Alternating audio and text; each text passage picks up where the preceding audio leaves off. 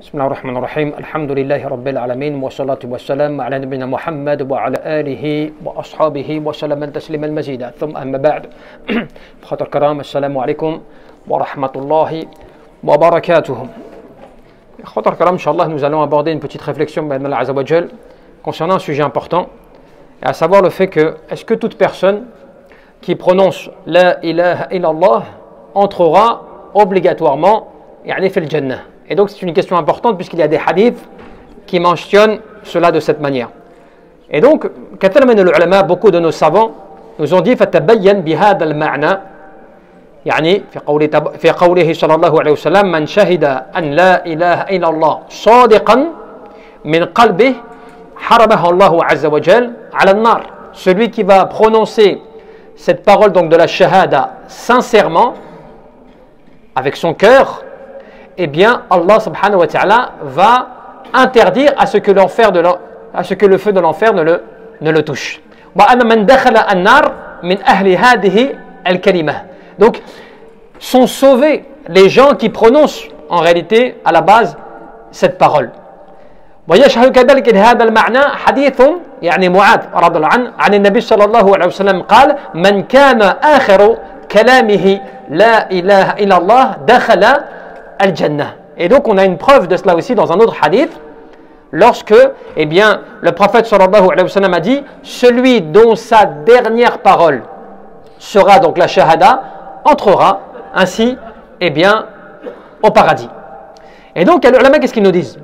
Ils nous disent ولكن فإن المحتضر يعني لا يكاد يقولها إلا بالإخلاص والتوبة وندامي على ما مضى وعزمي على أن لا يعود إلى مثله. C'est là que tu commences à comprendre qu'il y a des conditions.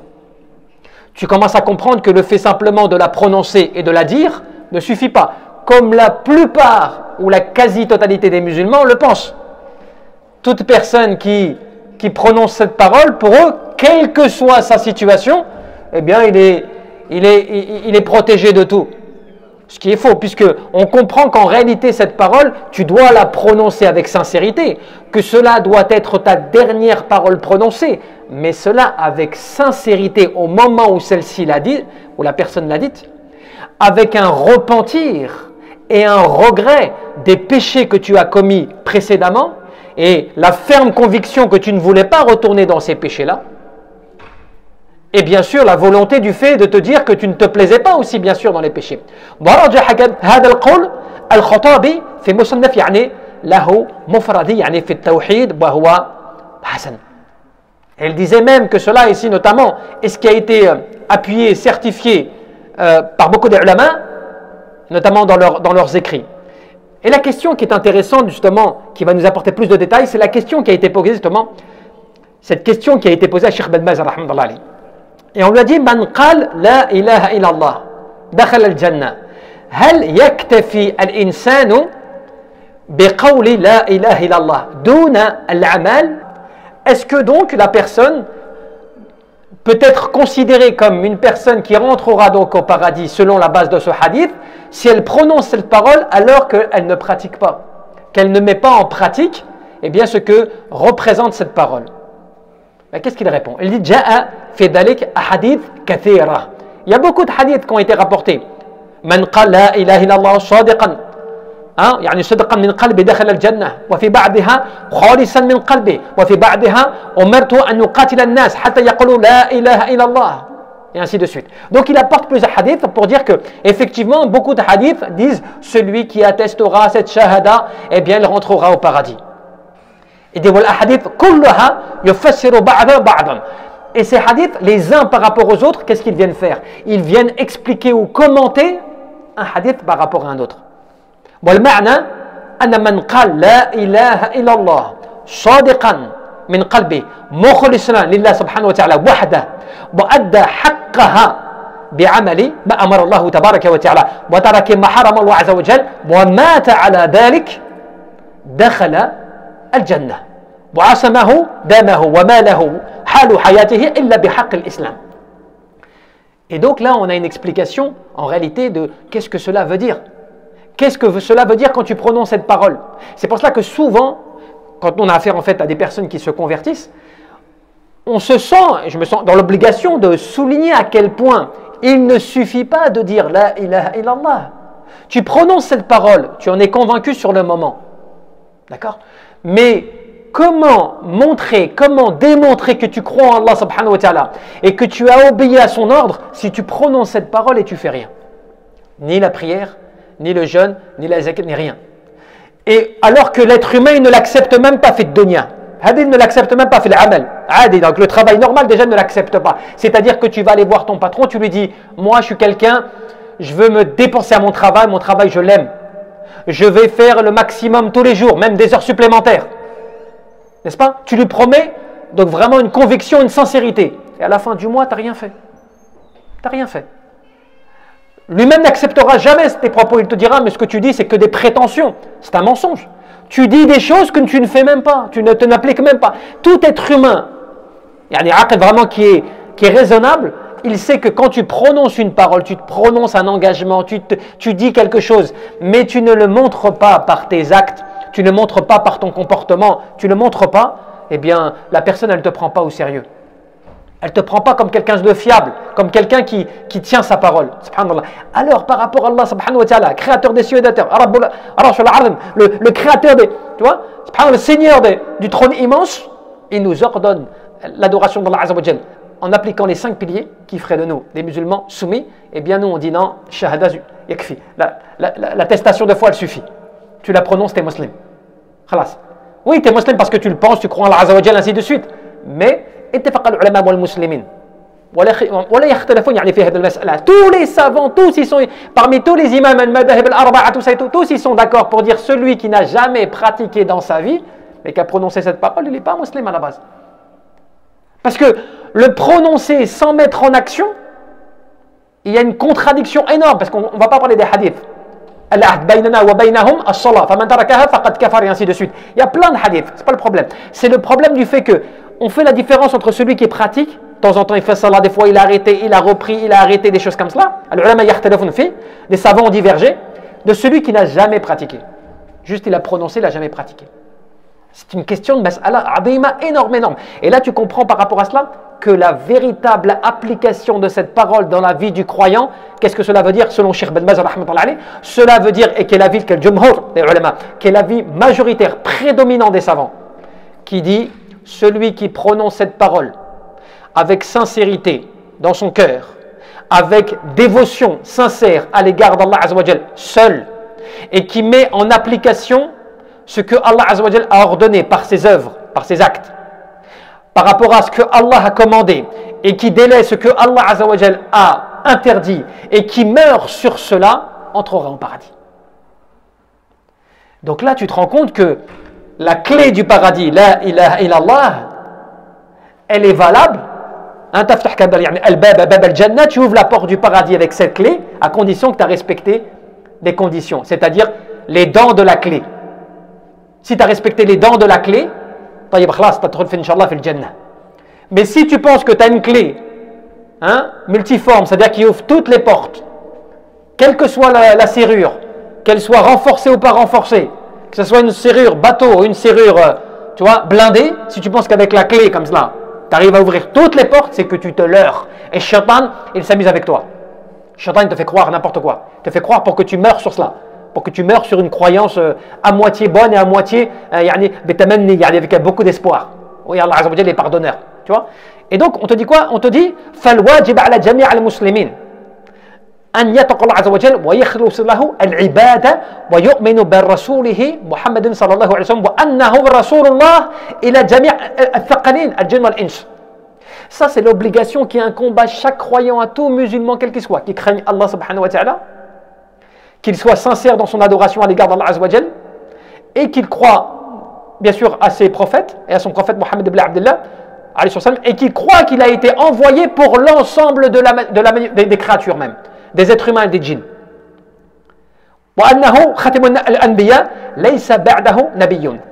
Et que bien sûr il est le dernier des prophètes et qu'il n'y aura plus de prophète après lui.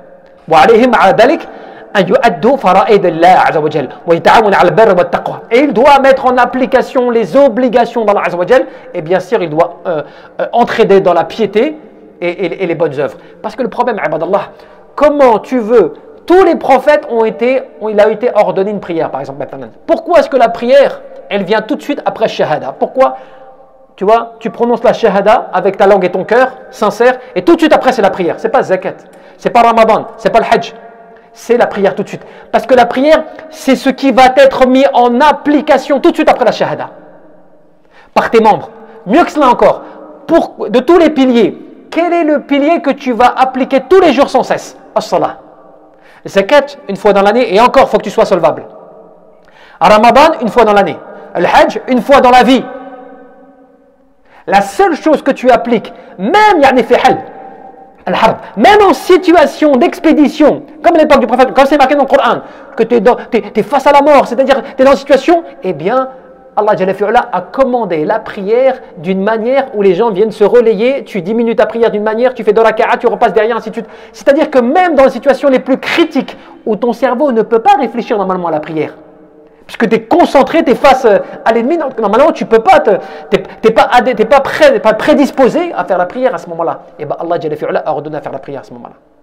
Parce que tu te rends compte qu'en fin de compte, que la prière, c'est le moyen de secours fondamental à tout ce qui peut se passer autour de toi.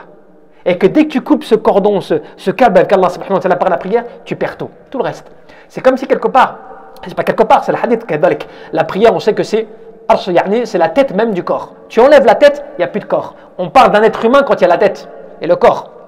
Tu vois, on parle plus, il n'y a plus de tête, il n'y a plus de vie, il n'y a plus rien. Tu vois, c'est la colonne vertébrale de l'islam, ce qui veut dire qu'à partir de là, si tu enlèves cela, la personne ne met pas cela en application, eh bien forcément elle perd tout. Au point que les ulama te disent, la personne qu'elle prie, ce qui ne veut pas dire que c'est permis, mais qu'elle prie, qu'elle boit, qu'elle fume, qu'elle vole, eh bien sa situation est bien moins grave que celui qui ne prie pas et pourtant qui est véridique, sincère, honnête et ainsi de suite.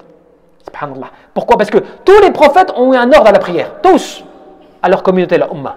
Et la meilleure des prières, la plus parfaite et la plus complète, elle était fait l'islam, alhamdulillah. 5 prières par jour. Même quand tu es sur ton lit, que tu ne peux pas bouger ton corps, tu pries allongé. Si tu ne peux pas bouger ton corps et que tu peux bouger que tes yeux, tu pries avec tes yeux. Si tu ne peux pas bouger ton corps et tes yeux, tu pries avec ton esprit, subhanallah. Dans ton esprit, tu imagines comment tu fais la prière à l'heure où tu dois faire la prière, subhanallah. Et Allah Jalla fi'ala, il accepte ta prière. Tu ne peux pas faire autrement.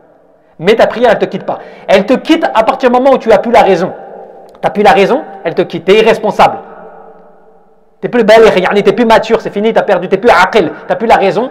La prière, elle ne t'est plus obligatoire, subhanallah. Tu vois? Donc, là, tu comprends que c'est pas, parce qu'en plus, tu as la prière, mais c'est la perfection aussi dans ton adoration d'Allah Azza wa Jal. Donc, c'est pas juste la ilaha illallah. Tu as des gens qui prononcent la ilaha illallah et pourtant qui vont faire des sacrifices près des tombeaux, qui vont faire des immolations, je ne sais comment, qui invoquent, qui passent par le sihr, des choses comme ça. Et pourtant, ils disent la ilaha illallah. Donc, il y a une contradiction dans l'aqidah, dans le dogme, dans la croyance par rapport à cette parole. C'est pour cela que on te dit que par rapport à cela, et c'est ce que même Cheikh le dit, celui qui va faire cela, mais en même temps, il manque à ses obligations, il commet des péchés graves, al-kabir, bien sûr il doit se repentir. Si même tu fais cela, mais tu fais des grands péchés, eh bien tu dois, au moment avant ta mort, te repentir de cela. Zina ou le khamr, je ne sais quoi, comme péché, tu dois t'en repentir. Tu ne peux pas dire oui, moi j'ai shahad, tout ça, tout, ma'alish. C'est pas grave, si je pars comme cela, Allah Azza wa Jal va me pardonner. Tu es obligé de te repentir pour espérer qu'Allah Jalla fi'ala, il te fait rentrer fil Jannah. Tu connais le hadith? Le hadith où il y aura des gens fil Jannah qui vont demander à faire sortir des gens de l'enfer, mais qui ces gens-là étaient des musulmans, sont des musulmans. Ils vont demander. Et regardez bien le hadith, réfléchissez au hadith. Qu'est-ce qu'ils disent les gens du paradis? Rabbana, oh Seigneur, kanu yusallun ma'ana, wa yasumuna ma'ana. Ils priaient avec nous et ils jeûnaient avec nous. Allah, comment ça? Des gens qui shahad, qui prient et qui jeûnent et qui sont, subhanallah, en enfer. Ils sont en enfer. C'est un hadith sahih. فاخرجوا يعني من عرفتم من كان في قلبه مثقال يعني من إيمان. Allez, sortez toutes les personnes que vous connaissez de l'enfer. Allez les chercher. Sortez-les de celui qui a le poids d'un atome dans son cœur de foi. Donc ce qui veut dire quoi? Qu'il y a des gens en enfer, qui croient en Allah Azza wa Jal qui faisait la prière et qui jeûnait. Tu vois, selon le hadith. Donc, comment l'être humain, il peut se rassurer en se disant, moi, c'est pas grave, je crois en Allah Azza wa Jal, ce qui compte, c'est le qalb, wa lisan bil qalb, alhamdulillah, je suis quelqu'un de, tu vois, de bien, de tayyib, alhamdulillah, rajul tayyib et tout, mashallah, je vole pas, je mens pas, je fais pas de mal aux gens, je respecte mes voisins, alhamdulillah. Je suis quelqu'un de bien. Tu vois? Donc, ça suffit pas, subhanallah. Ça suffit, t'es loin de la réalité, de l'application de cela. Et c'est comme ça qu'on te dit que les textes, al-kitab wa sunnah, wa ijma' al-muslimin, tous sont unanimes sur le fait que, subhanallah, la kalimat la ilaha illallah, yani la ba'buda bihaqqin illallah, bien sûr, tu dois pas simplement que la prononcer, c'est qu'est-ce que ça veut dire dans ma vie? Comment je dois l'appliquer cette parole-là? Ça veut dire par rapport à ma prière, al-siyam, wal-khawf, wal-raja, tu vois, wal-tawakkul azza wa jal, tu vois, wal-taqwa subhanahu wa ta'ala azza wa jal. Tu vois, la piété à l'égard de la crainte d'Allah, le fait d'espérer, le fait tu vois, de craindre, de faire preuve de piété, des choses comme cela. Tout cela, comment je vais l'appliquer dans ma vie, subhanallah, cette parole-là? Comment je vais faire pour qu'Allah Azza wa Jal l'accepte cette parole, subhanallah? Eh bien, je vais au minimum appliquer mes 5 piliers de l'islam et ensuite, inchallah, je vais progresser, ben Allah Azza wa Jal, comme cela. Et les ulama, qu'est-ce qu'ils nous disent? Bien sûr, par rapport à l'ayah, inna Allah la yughayru an yushraka bih wa yaghfiru ma duna dhalik liman yasha. Allah Azza wa Jal, il pardonne, il ne pardonne pas qu'on lui associe quoi que ce soit. Mais après, en dehors de cela, il pardonne à qui il veut. Donc après, c'est parmi la miséricorde d'Allah Azza wa Jal. C'est pour ça que Cheikh Ben Baz, qu'est-ce qu'il te dit? Il te dit même celui, wa man ata shay'an min al-ma'asi, celui qui viendra avec des péchés, كالزنا وشرب الخمر وأكل يعني الربا وعقوق الوالدين وغير ذلك من المعاصي, qu'il ait commis de la fornication, ou bien qu'il ait bu de l'alcool, ou bien qu'il ait consommé de l'intérêt, ou qu'il ait rompu les liens de parenté, ou autre péché qu'il aura commis, ومات على ذلك, et qui sera mort sur cela, qu'est-ce qu'il dit? Il dit ولم يتوب, يعني il ne s'est pas repenti de cela. D'accord? Il ne s'est pas repenti. Il a commis ces péchés-là, mais il ne s'est pas repenti. Qu'est-ce qu'il en est? فهو تحت مشيئة الله سبحانه وتعالى. إن شاء الله عز وجل غفر له فضلا منه وإحسانا من أجل يعني توحيده وإيمانه بالله سبحانه وتعالى وبرسوله وسلاماته من الشرك, وإن شاء عذبه على قدر المعاصي. Cela c'est clair. Celui qui aura commis ces péchés-là, qui ne se sera pas repenti, et qui sera mort sur ces péchés-là, eh bien, il dépendra de la volonté d'Allah. Soit Allah va lui pardonner par son bienfait, sa miséricorde, mais dû à quoi? Dû au fait du tawhid de la personne, au fait qu'elle croyait en Allah seul, au fait de sa foi vis-à-vis d'Allah Azza wa Jal, au fait qu'elle a fait des efforts pour lutter contre le polythéisme, ou le fait d'associer à Allah Azza wa Jal quelque chose d'autre, au fait de vouloir exceller dans l'adoration d'Allah Azza wa Jal. Donc si Allah Azza wa Jal voit qu'en cela il y a du bien et que la personne était sincère, Allah lui pardonnera. Mais si Allah Tabaraka wa Ta'ala considère, selon sa sagesse, que la personne ne mérite pas cela, eh bien il la punira en conséquence. Pourquoi? Pour la purifier de ses péchés, subhanallah. Pourquoi le repentir il est fondamental? Pourquoi la personne elle doit faire le maximum avant de mourir, tout ça et tout? Pourquoi elle doit purifier son cœur, son corps? Elle doit tout purifier avant de mourir pour ne pas avoir le fait de devoir être purifié dans l'au-delà par Allah Azza wa Jal pour pouvoir entrer au paradis. C'est comme ça que tu sais que tu as beaucoup de hadiths où tu as des musulmans, des musulmans, des soumis à Allah Azza wa Jal qui sont faits dans le feu. Pourquoi? Ce n'est pas une façon de dire ah c'est la peur, c'est la crainte, on a peur. Non, ce n'est pas cela.